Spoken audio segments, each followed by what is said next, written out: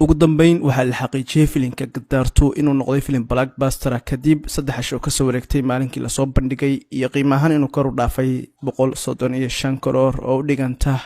inuu noqday filimkii labaad ee sanadkan ugu shidnaa waliba 3 casho ugu horeysay soo xareysay lacagtii ugu badnayd. Gadaartu ayaa dhigii ugu horeeyay ama day 1kii openingka loo yaqaanay ugu horeeyay soo xareeyay 43 karoor oo ka dhigtay filimkii labaad ee ugu shidnaa sanadkan kadib filimka Bathan oo ahaa 57 karoor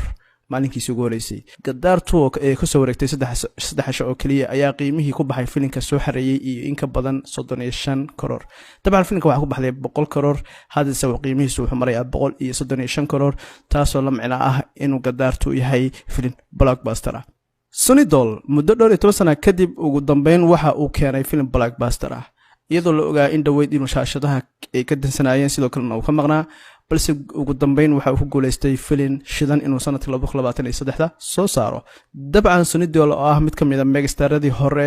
walibana ahaa mid kamid ah aktaradii sagaashamiyadii ugu shidnaa filimkiisan waa la xaqiijiyay inuu noqday blockbuster. Dhanka kale Hollywood filimkii Meg the Trench 2 ayaa isaguna qiimo ahaan jabiyay day openingka ama maalintii ugu horeysay furitaanka qiimo kor u dhaafay 59 milyan oo dollarka Mareykanka ah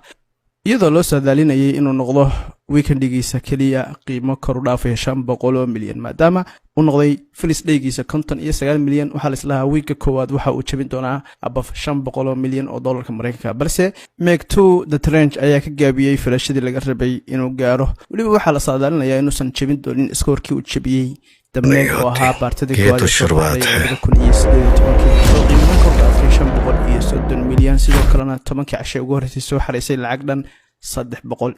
يسدح مليون دولار كمريكان كاه ugu dambeyn labadaas filim waxay ahaayeen labadii filim ugu shidnaa labada